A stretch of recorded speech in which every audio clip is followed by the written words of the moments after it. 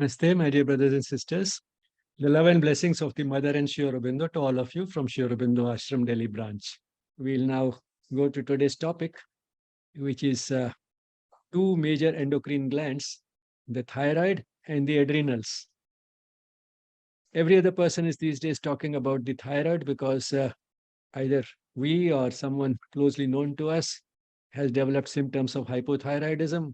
And then the question arises whether to submit to the usual treatment, that is taking thyroxine tablets, which would have to be taken lifelong, or is there an alternative? Why did it happen? How did it happen? Why is it happening to so many people so often? The adrenals, well, to some extent known for the adrenaline rush, and also because of the steroids which are used so commonly in medicine. But sometimes people don't always associate with the adrenals with these drugs, the steroids. Anyway, now all these things we shall try and have a look at in today's session. And we'll go to the slides. So the thyroid and the adrenals. This program, yes, is a part of the celebrations of the 150th anniversary of Sri Aurobindo and the 75th anniversary of India's independence. This is the structure of the thyroid, and this is how the thyroid looks in the body. If you are able to see within, it's in the neck in front of the trachea, the windpipe, and here is the voice box, the larynx, and this continues as the trachea, this structure with all these rings, and in front of it are these two lobes of the thyroid gland. If we see it under the microscope, then we find that the structure is somewhat like this. These follicles, these circular sort of collections lined by these cells, and within which is the colloid, which contains the thyroid hormone, which has just been manufactured before it is released into the blood. We may see the appearance, which varies from this extreme to this extreme. And although this may appear more active, as if it's manufacturing a lot of thyroid hormone, but actually you'll see that these cells are rather thin and not very active. And so this is all stored here. It is not really being circulated. Whereas in the active thyroid, the cells are much taller, more active, and the thyroid, that is hormone that is being manufactured, is actually being released into the blood. It is circulating. So this thyroid is a much more active thyroid than this one. The hormones of the thyroid are triiodothyronine and tetraiodothyronine, T3 and T4. T3 is the active form, and to make thyroid hormones, iodine is required, and therefore iodine deficiency is one of the causes of thyroid hormone deficiency. What do the thyroid hormones do in the body? They raise the metabolic rate, increase heat production, and that in turn leads to increase in body temperature, increase in the heart rate. And in general, it's because of these hormones that we stay physically active and mentally alert. So if one were to sum up, thyroid hormones sort of press the accelerator. They step up all activities in the body. And they are sort of that type of a general sort of a stimulant of the fire in the body, or the oxidation processes, the combustion or utilization of fuel going on in the body, synthesis of material going on in the body. All these things get stimulated. So the engine of the body gets stimulated as a whole, whether it is using fuel or whether it is using raw materials for manufacturing the materials of the body, like the proteins and the red cells and so on. So for all these, thyroid hormones are a sort of a general stimulant. Now, one may think that then, can thyroxine be taken to cure so-called low energy levels? I'm feeling very sluggish these days. I'm feeling very lethargic. So can I take some thyroxine? No, thyroxine is not actually a pep pill. Something which is good will not necessarily be better if we take too much of it, if there is too much of it. So if the body is manufacturing enough, then it's best to just leave it at that. Because thyroxine may be contributing to keeping us physically active and mentally alert. But all sluggishness and all uh, feeling of low energy levels is not because of deficiency of thyroxine. So the converse is not true. And therefore, if it is because of some other reasons, which is generally the case, that we are feeling low, we feel our energy levels have gone down, then it's better to address the reasons for which that has happened. And invariably, it will not be because of deficiency of thyroxine. If one still wants to make sure, it's better to get a test done and find out whether one is actually making insufficient amounts of thyroxine. Because rarely will the deficiency of thyroxine show up only as low energy levels. There will be many other symptoms also. And just this one symptom, and knowing that the thyroxine is responsible for keeping us alert and active, should not be sort of used as something, putting two and two put together. And therefore, if I have low energy levels, I can take a little more of thyroxine. I can increase the supply of thyroxine to the body by taking a thyroxine pill. So thyroxine is not a pep pill. Too much of a good thing can be bad. So if the body is manufacturing enough of thyroxine, taking any additional thyroxine will mean too much of thyroxine for the body, and that can be bad. And how is the secretion of thyroid hormone regulated? It is regulated through negative feedback, where the negative feedback mechanism, which we saw in considerable detail the other day. Here, the hypothalamus releases TRH, or the thyrotropin releasing hormone, which travels through blood to the anterior pituitary and releases from there the TSH, or thyroid stimulating hormone. Thyroid stimulating hormone uh, in turn stimulates the thyroid gland to manufacture more of the thyroid hormones T3 and T4. The levels of T3 and T4 in the blood then feed back to the anterior pituitary and the hypothalamus. If the levels are high, then TRH and TSH secretion will be inhibited. So as a result, less TSH, less stimulation of thyroid, the levels will start going down towards normal. On the other hand, if these levels are low, the same feedback mechanism will stimulate TSH production, will stimulate the TRH production. More TRH means more TSH means more stimulation of the thyroid. The levels will start rising towards normal, and when they become normal, this mechanism will be shut off. So it is through this negative feedback mechanism that the levels of T3 and T4 are regulated, maintained at a normal level, and also increased or decreased depending upon the requirements of the body. For example, you can understand the requirement would be more in winters than in summers, because that is when the body needs to generate more heat.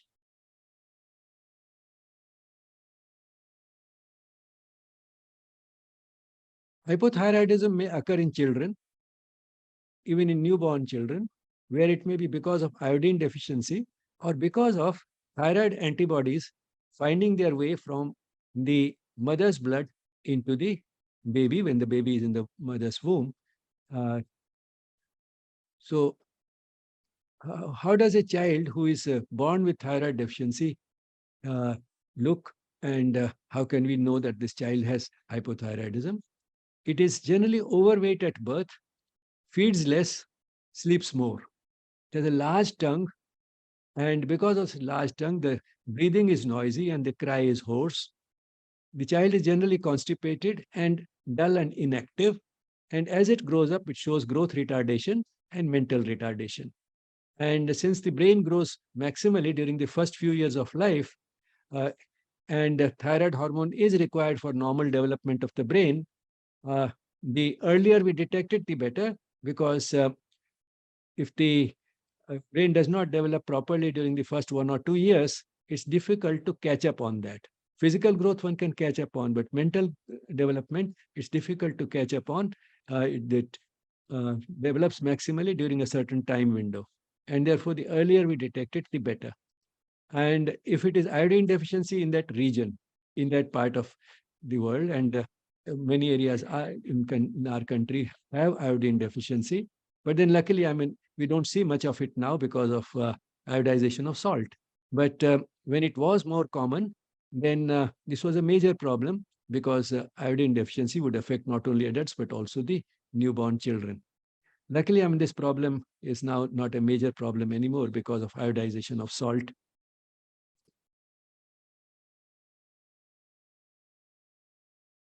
When it shows in adults, sometimes we call it myxedema, but hypothyroidism itself is a more descriptive term which tells us what is actually happening.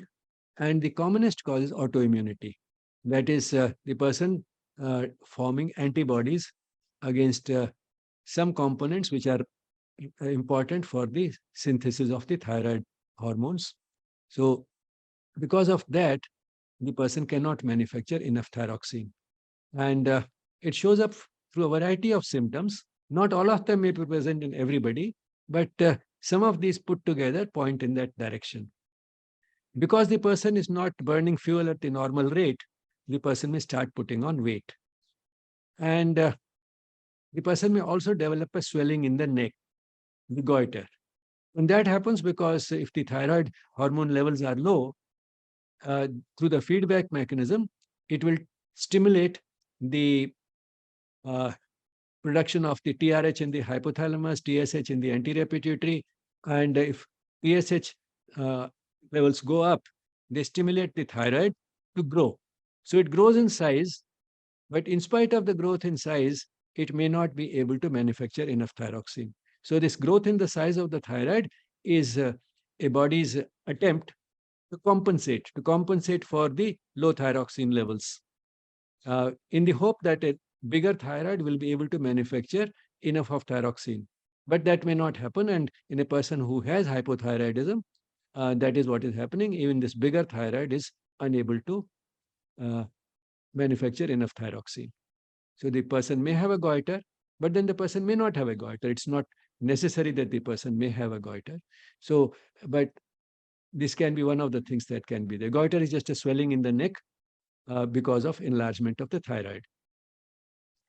And this person has intolerance to cold because the person is not able to produce enough of heat in the body. The person finds it difficult to tolerate cold when others are finding that just a bed sheet may be enough or they don't need anything when they go to bed. This person asks for a blanket. So, this intolerance to cold is one of the indications that the person may have a reduction in the thyroid function and impairment of the thyroid function. The person is not manufacturing enough thyroxine. It makes all parts of the body sluggish, and it shows up very prominently because in the gut, the person may develop constipation. And in general, the body is sluggish, the mind is not alert, and sometimes the person may have a depression, and of course, the person may have anemia. Uh, so all these things are there. Now, depression is one of those things which, again, can be due to a variety of reasons. So not everybody who has depression has it because of thyroid deficiency, and therefore thyroxine is not a treatment for depression. But why it is important to know it is that very often if a person complains primarily of depression and doesn't have much of other symptoms, then one generally does not think of thyroid deficiency. One thinks of only um, psychological causes. One doesn't think of an organic cause in a person who has depression. But then it is sometimes rewarding to think also of the thyroid. And if a person has depression and not many other symptoms, for example, feeling sluggish, the mind not being alert, all this can be a part of depression. And other things like constipation, etc., one may ignore and feel that they are due to other reasons and just give the person a, a person some laxatives or isabgol and high fiber diet and so on. And so, one may start looking at these things independently and treat these psychological issues as something independent and treat them primarily as a psychological problem.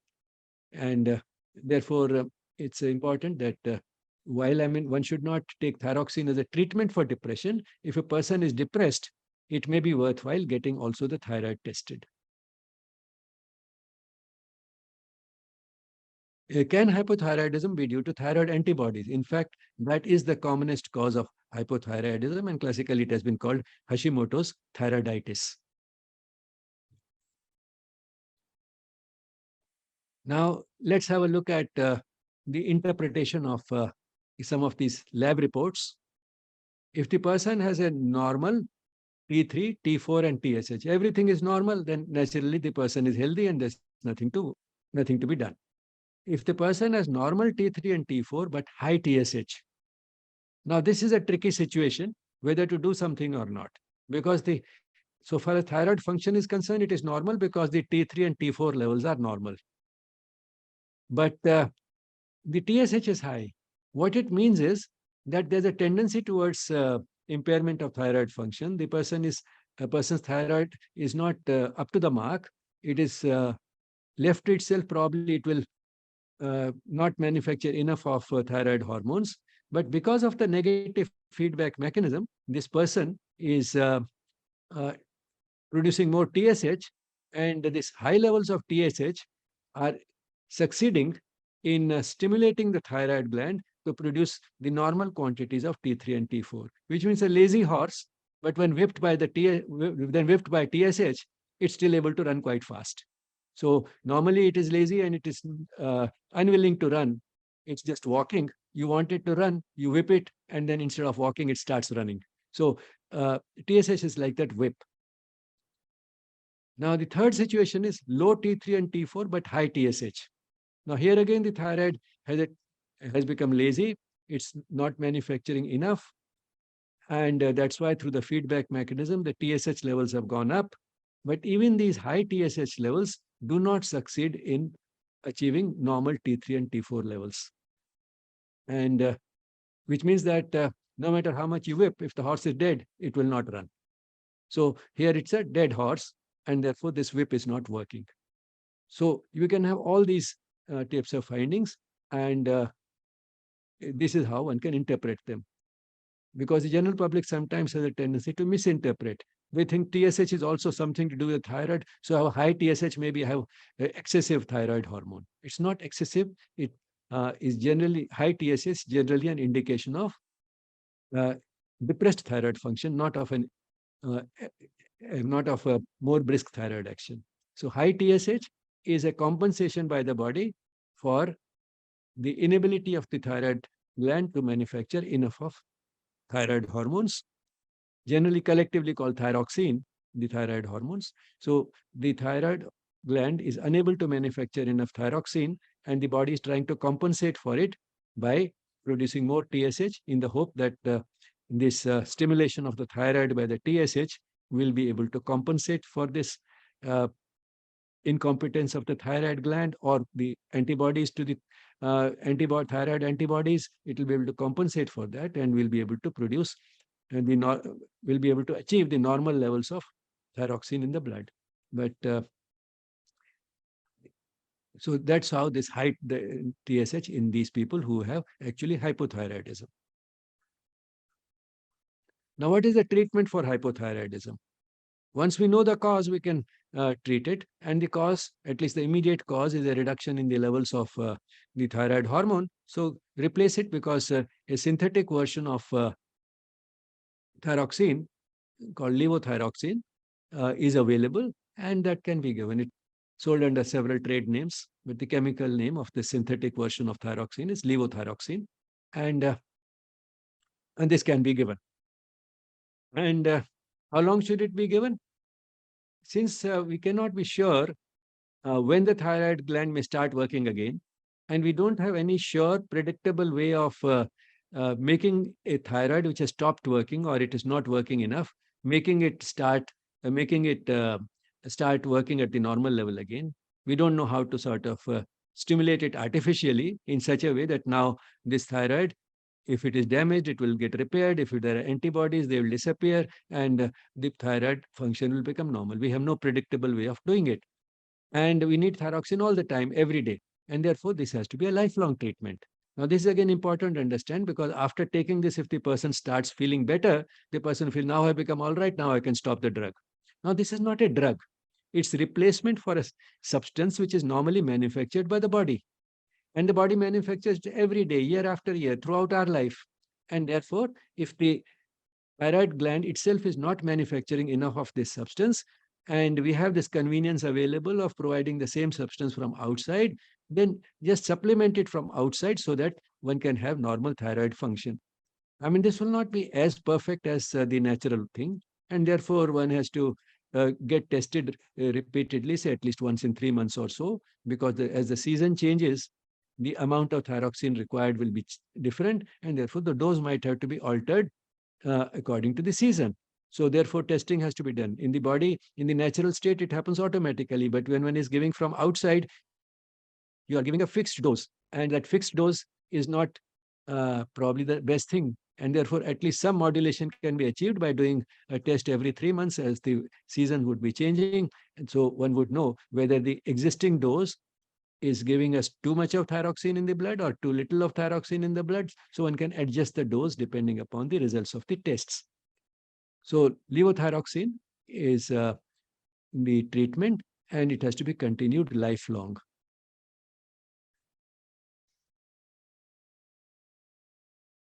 Are there any effects of overdosage of thyroxine? Yes, there are plenty.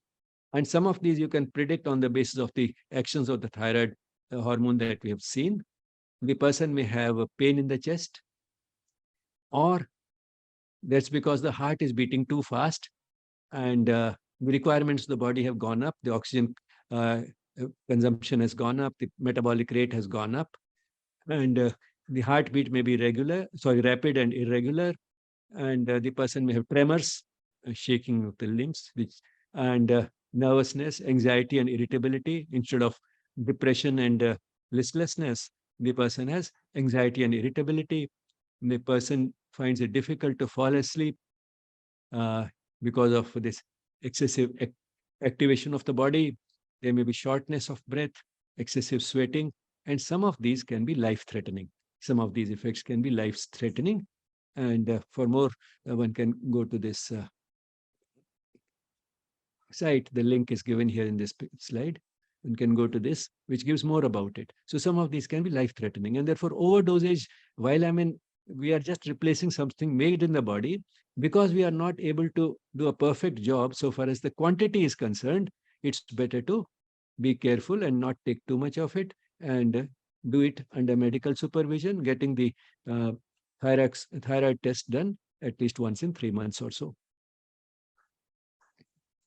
How long should the treatment of hypothyroidism continue? Throughout life, for all practical purposes. And now, therefore, then people turn to other methods. Can Sarvangasana cure hypothyroidism? And something which is repeated parrot fashion by yoga teachers, they heard it from their teacher and they keep repeating it without thinking much, that an asana like Sarvangasana can cure hypothyroidism. How can it cure it?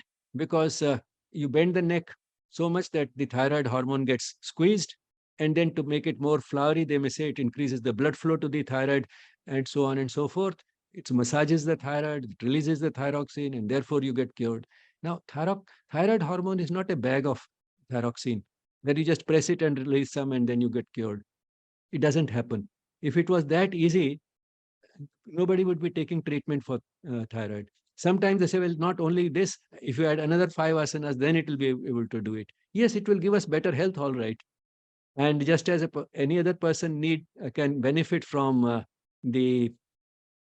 just as any other person can benefit from the yogic practices, the person with hypothyroidism also can.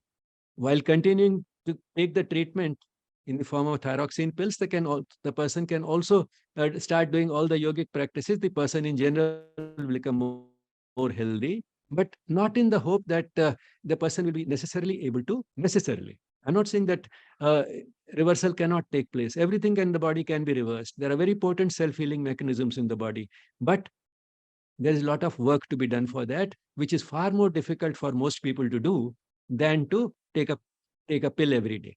So that is the convenience that one has, and therefore to accept that, therefore to expect that these simplistic solutions, one asana, hypothyroidism gone, is something which is asking for too much from too little. So Sarvangasana or a set of asanas will not really cure hypothyroidism by themselves. And here is some rubbish, the type of rubbish that is so easy to put on the internet. Benefits of Sarvangasana in stimulating thyroid hormone. You don't stimulate thyroid hormone, you stimulate the thyroid gland. The hormone itself is not to be stimulated. This is the heading. And under the heading, the author says, Sarvangasana may help in decreasing the production of thyroxine hormone. The heading says stimulating thyroid. Here she is saying help in decreasing the production of. So how do you put the two together, stimulating and depression? And then responsible for causing hyperthyroidism. Can't make head or tail out of it. If it decreases the production of thyroid hormone, then probably she means that the thyroxine hormone is responsible for hyperthyroidism, too much of it. And Sarvangasana will reduce its production. And the heading, she says, it will stimulate the thyroid hormone. What is it that person is saying? And she calls herself a doctor. She has a prefix doctor in front of her name. And I mean, this is the type of things which are so misleading. I mean, just picking up a smattering of something from here and there, and because so easy, putting it in print, and then misleading people, and eventually what she will be guiding people towards is that these yogic practices will cure you of thyroid problems. Hyper, everything can be cured. Just do these practices that I'm telling you.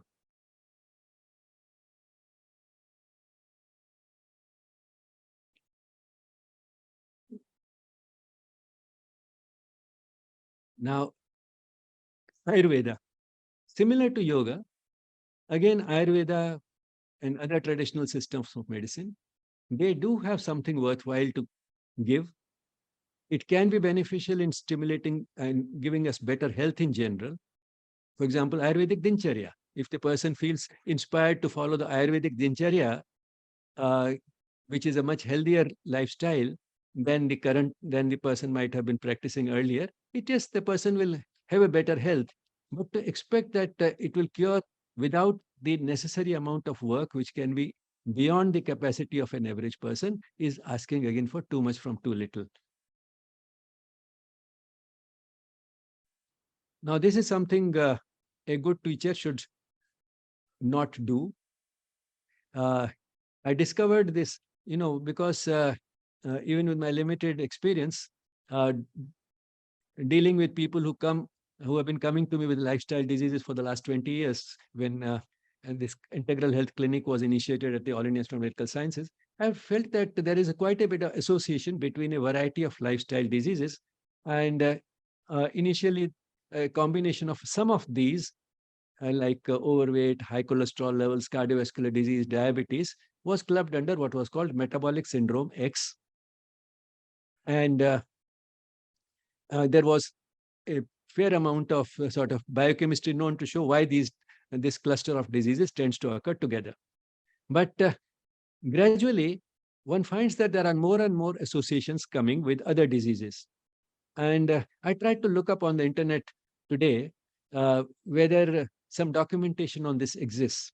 And I came across this excellent article from Science Direct. Probably it's a science publication, and Science is one of the most reputed scientific journals. And this is a review based on a survey of a lot of literature, which says that there is an association between all these things. Hypothyroidism is associated with non-alcoholic fatty liver disease. That is, liver disease which is not because of alcohol consumption, but it is a fatty liver in which there's some accumulation of fat, which can be seen to some extent on an ultrasound, but confirmed only by a biopsy. Then cardiovascular disease, diabetes, chronic kidney disease, polycystic ovary, obstructive sleep apnea, and gastrointestinal and other cancers. All these are related. Now, there has to be some binding factor, something that unites them, something that brings them all together. And according to the authors of this article, the primary thing is non-alcoholic fatty liver disease. And this leads to what they have called lipotoxicity, that is the toxic effects of fat. And what is the toxic effect? The toxic effect is uh, chronic inflammation in many parts of the body. Now, while I'm in, these are things which are more easy to demonstrate and test and sort of uh, detect through laboratory tests. One has to see that why does it happen at all? And eventually, if one sort of goes intuitively, it all boils down to the lifestyle, because these are basically all lifestyle diseases. Gradually, we're discovering more and more of them. Uh, but the list is expanding. But essentially, these are lifestyle diseases to which the contribution major contributors are uh, a too much of a poor quality diet, inadequate physical activity, smoking, drinking, inadequate sleep, sleeping at the wrong time, poor quality sleep, and above all, mental stress, chronic mental stress.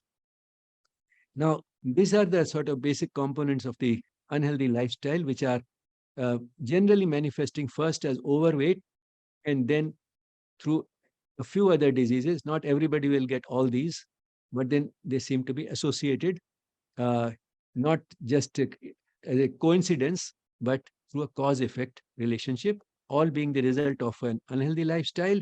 And the correlation can also be shown in biochemical terms as to how the liver is playing a central role, and liver is the laboratory of the body. And therefore, it's not surprising that the liver becomes a pivotal point from where one can explain the association of fatty liver with all these diseases. And in another way, one can say that overweight is the mother of all these diseases. So the first thing that happens is overweight, and then the rest follows. So whether we look upon overweight as the mother of all these, or look upon the liver, a damaged liver, as being responsible for that metabolic derangement, which can lead to a few of these diseases in many individuals. The important thing is to address the basic cause, and that is the lifestyle. The This article has a focus on non-alcoholic fatty liver disease, and the liver is the laboratory of the body. But then one has to find out who is it that wrecked the laboratory, and that is what will help us address all these issues. Uh, Focusing on the liver does help us in uh, unraveling those biochemical mechanisms which may link all these diseases together. But we should go further into the roots of this problem as to who is it, who is the saboteur, who is the terrorist who wrecked the laboratory of the body, the liver. And in the same article, there's a beautiful picture also. And so they're focused on the non-alcoholic fatty liver disease and shown what all it may be related to: uh, chronic kidney disease, microalbuminuria, some skin disease like psoriasis, osteoporosis, and on this side they have other diseases, cardiovascular disease and diabetes and so on. So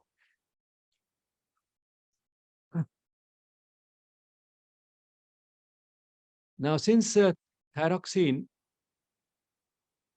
increases metabolic rate, and a person who is deficient in thyroid may be overweight, one can in the same way say, can thyroxine be used for losing weight? No, it cannot be used just for losing weight, because a person who has deficiency of thyroid may put on weight.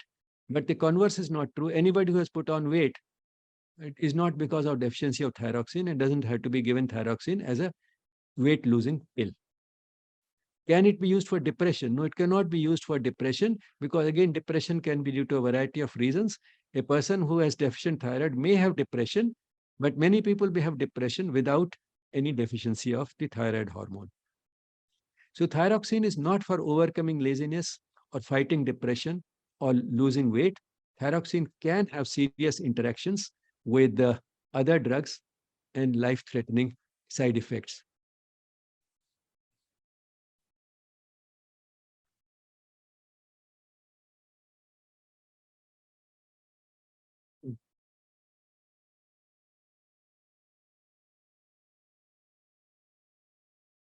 In short, thyroxine should be used only for thyroxine deficiency. and that too under medical supervision.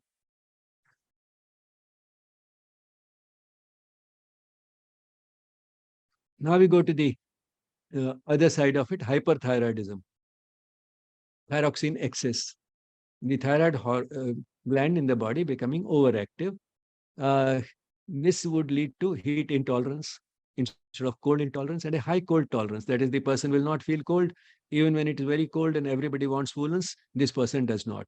But heat intolerance, the person finds it extremely hot when others are able to tolerate it.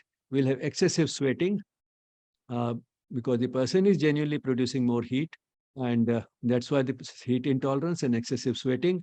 And because the person is uh, burning more fuel, but not necessarily eating uh, the commensurate amount, loss of weight, tremors, anxiety and irritability instead of depression, and in some cases, the eyeballs may be pushed outwards.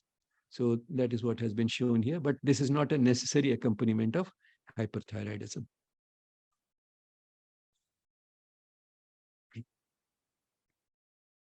What's the treatment for hyperthyroidism? One is drugs. There are drugs which antagonize the action of the thyroid hormone, and surgery. A part of the thyroid gland can be removed. And in the hope that a smaller thyroid, less of the thyroid left in the body, will be able to treat uh, hyperthyroidism. Sometimes one may remove much more than was necessary, and then this person may become hypothyroid and might have to be given thyroxine.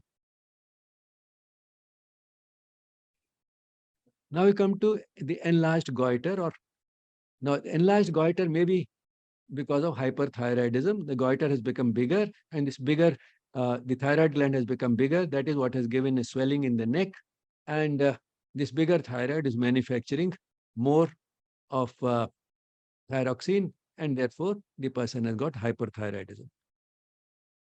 It may also be because of hypothyroidism, as we saw some time ago. Uh, the person's thyroid is not able to manufacture enough thyroxine. Through the feedback mechanism, the person is producing more TSH in the hope that it may be able to compensate for this incompetence of the thyroid. TSH stimulates the thyroid, it makes it grow bigger in size, but in spite of the bigger size, this thyroid is not able to produce enough thyroxine, and therefore the person actually has hypothyroidism. You are whipping the horse, but the horse is dead. And sometimes the goiter may be associated with normal thyroid function. The thyroid function has a tendency to become deficient. The person's thyroid gland is getting incompetent, not able to manufacture enough thyroxine. Through the feedback mechanism, the TSH secretion goes up, and this TSH stimulates the thyroid. It increases the size of the thyroid, and this bigger thyroid stimulated by TSH, is now able to produce the normal amounts of thyroxine, and therefore the person has normal thyroid function. So this is how we can understand that goiter may be associated with hyperthyroidism, hypothyroidism, or normal thyroid function. And how can we sort it out? Through these tests. Because if the person has hyperthyroidism, the person will have high T3 and T4 levels. That is, the levels of thyroxine in the blood will be high. The thyroid hormone levels will be high because the person is producing more.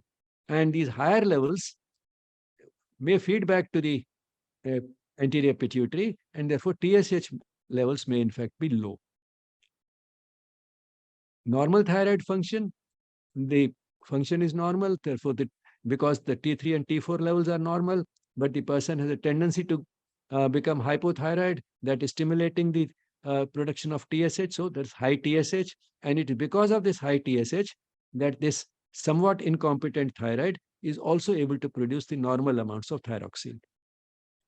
Or the goiter, when it is associated with hypothyroidism, then the thyroxine levels, T3 and T4 levels, would be low. These levels are low, and that is why the person has these symptoms of hypothyroidism. But through the feedback mechanism, these low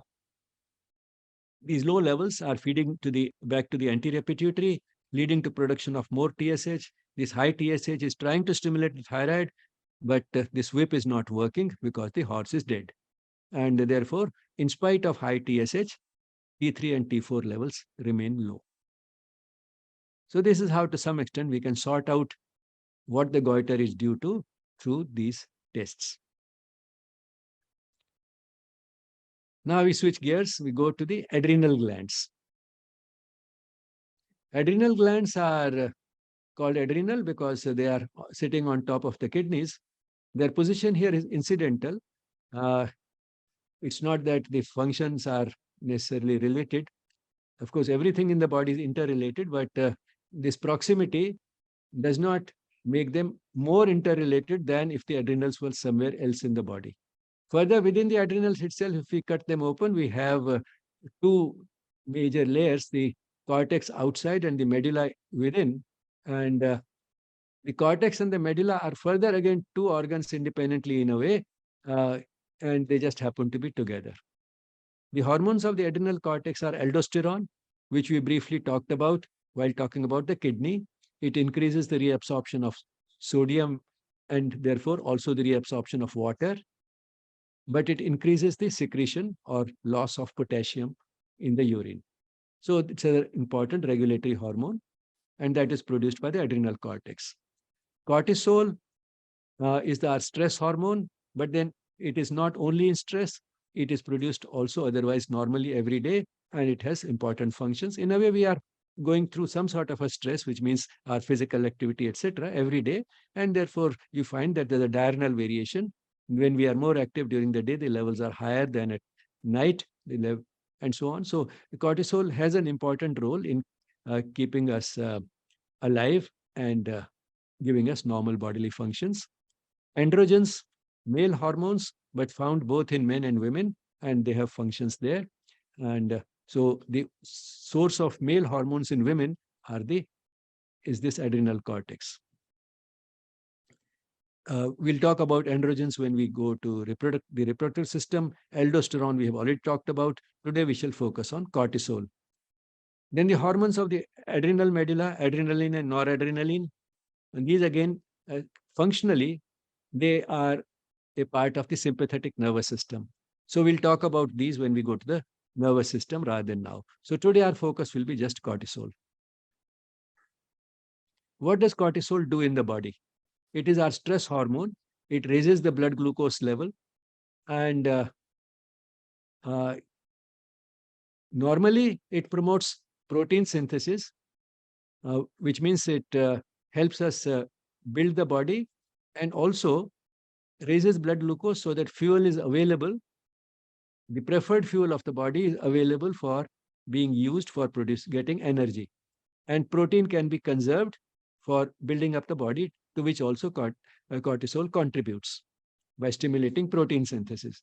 So it's not a destructive hormone in normal conditions at normal levels. But when the levels are high, as happens in chronic stress, the effect is protein breakdown. Again, this is actually an adaptive mechanism because if the choice is between building up the body and having enough fuel, it's better to have enough fuel so that at least the person continues to live. So this mobilizes all the sources, fuel from all the sources, increases blood glucose, increases the level of amino acids by breaking down proteins, which also can be used as fuel, and breaks down fat so that the fatty acids released can also be used as fuel. So it's making more and more fuel available so that the person can cope with stress, because in stress, additional fuel may be required. So carbohydrate, protein, and fat, all these three types of fuel are getting mobilized. But however, while in short term, this may be okay, if this becomes chronic and long term, this type of an adaptation can become a maladaptation, and that is what gives all the stress related. I mean, that is one of the biochemical correlates of the lifestyle diseases, high levels of cortisol. How is cortisol secretion regulated? In a way very similar to the thyroid hormone by negative feedback. Here the hypothalamic hormone is the CRH or corticotropin releasing hormone, which in turn travels by the bloodstream to the anterior pituitary, where we have where is produced in the anterior pituitary is produced ACTH or adrenocorticotropic hormone. That is the hormone that stimulates the adrenal cortex. This ACTH travels to the adrenal cortex, which is the target gland for ACTH, and the adrenal cortex produces the hormone cortisol, and this in turn feeds back, and by feeding back, it reduces the ACTH production, reduces the CRH production, so that now the adrenal cortex is not stimulated that much, so cortisol levels start returning to normal. So this is the feedback loop by which the adrenal cortical hormones are also regulated. More relevant, I think, to the general public is the use of steroids as treatment. And it's used, the steroids are used for a wide variety of diseases, and many people have a lot of aversion to them. They have a vague idea that steroids are bad, but all the same, there are situations in which the one has to balance the negative effects and the positive effects. If on the whole the benefit expected more than the harm, then one takes that chance and uses steroids. They are used very extensively for skin diseases, but again, uh, it's better not to restrict to the treatment with steroid ointments and creams. It's better to go to the underlying causes. You heard Dr. Mankul Goyal the other day, who's a dermatologist. He also uses steroid creams, but then he also goes into the deeper level, goes to the deeper aspects and tries to address those while seeing a patient with skin disease. So that is the type of integrated approach, a more holistic approach that is better than using on this. In my personal case, I mean, I can say that for around 60 years, I had recurrent skin problems and continued to treat them with these ointments because I thought, well, this is a given. This is my a weak point in my body. Luckily, this weak point is not very serious. Nobody dies of skin diseases. And if I apply a steroid cream off and on, when it comes up in a week or two, it is gone. So there's nothing much to worry. But all the same, then I uh, happened to talk to Ayurvedic physician, and she advised us a few dietary changes, etc. And I find that after that, I have these skin problems have disappeared. I don't need these steroid creams. So by going to the deeper level, one can sometimes uh, become healthier, and the recurrent chronic skin problems can disappear, and one may not need these creams. But all the same, as a short-term treatment for quick relief, these ointments are useful. They are also used extensively as drops or ointments for eye diseases, then pills used for a variety of diseases, which either incurable diseases or diseases uh, which are not getting controlled with conventional treatment. Steroids are used as an additional thing. For example, in bronchial asthma, the main thing may be a bronchodilator, but if that is not enough, then one might add steroids. The same way in arthritis, inflammatory bowel disease like ulcerative colitis, this is extremely large number of situations in which steroids are used as treatment.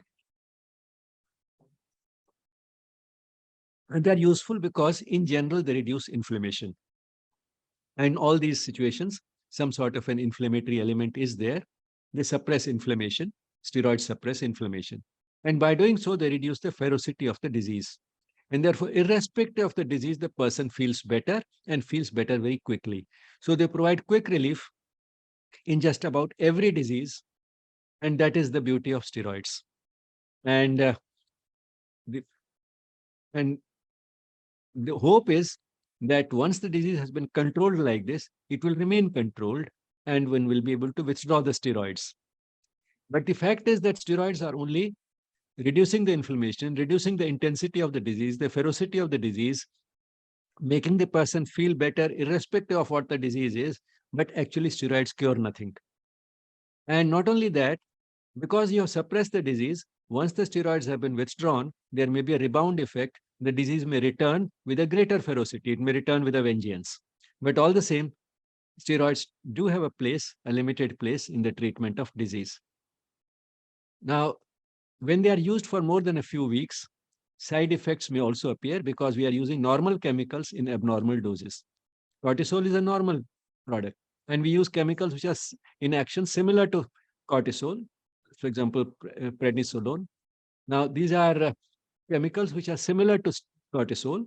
So, in a sense, they are normal chemicals, but they are being used in abnormal doses. And the side effects are seen in their when the pills are used long term, more than a few weeks, not generally with drops and ointments. Although it's not impossible, there can be absorption through the skin. So if the ointment is used on a large surface area of the skin, there can be side effects even with local application. But most commonly, these side effects are seen only with the pills when used for a long time. And what are these side effects? Immunosuppression. And immunosuppression means more frequent infections. Muscle wasting. We saw that they mobilize protein from everywhere. So muscle wasting, bone wasting, which is called osteoporosis. So protein gets lost from these areas, and that's why the muscles become weaker, the bones become weaker. They also stimulate acid production in the stomach. So steroids can lead to acidity and eventually to peptic ulcer. And the change in the appearance of the person develops a round, moon-shaped face, starts growing excessive hair all over the body.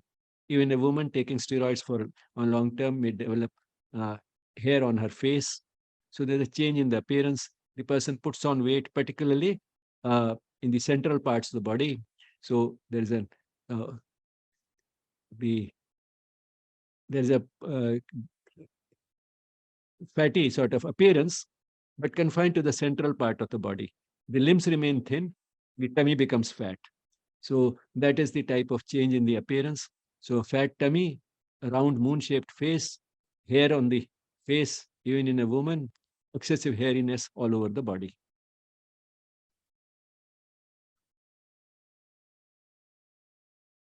All the same, if a person gets tired of these side effects and decides that I don't want these steroids, you can't stop them suddenly. Steroids which have been taken for a few weeks have to be tapered off. They can't be stopped abruptly. And the effects of stopping them abruptly would be that the disease which has been suppressed would worsen. It will come back with a vengeance. Even more important, there are side effects due to cortisol deficiency. And why does that happen? Why is the person unable to produce enough of cortisol in the body in spite of having normal adrenals? That is because you have given the person something similar to cortisol for several weeks, and these high levels of this artificial substance, artificial steroid that have been given, has suppressed the production of ACTH from the pituitary through the negative feedback. And if this has gone on for a few weeks, now the pituitary has become lazy and the adrenal cortex has become lazy. The person has not needed to produce any ACTH from the pituitary, it has been suppressed. Without this ACTH, the person has very high levels of corticosteroids because of the drug that we are giving from outside, the synthetic steroids that we are giving from outside. So the person has high levels without the without any need for stimulating the adrenal cortex by the ACTH. So the ACTH does not have to be produced. The adrenal cortex doesn't have to produce any cortisol, and yet the person has more than the normal levels of cortisol-like substances.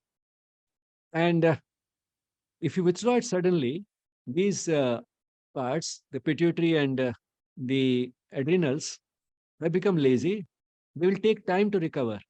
And to give that time, the steroids, when they have to be stopped, they're tapered off. The dose is brought down in steps and not suddenly.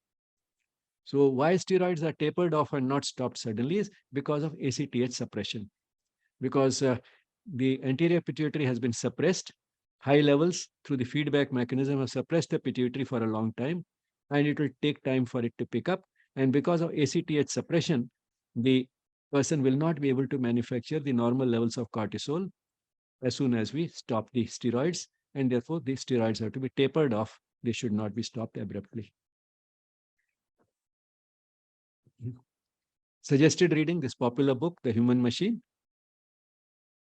two textbooks, Fundamentals of Physiology and Understanding Medical Physiology. And this is the place from where I'm speaking and where I stay and work, Sri Aurobindo Ashram Delhi branch. This is our email address on which you can send any questions or comments, yes@yesspirituality.com. Gratitude to the Mother and Sri Aurobindo for making these sessions possible. And thank you all for being there.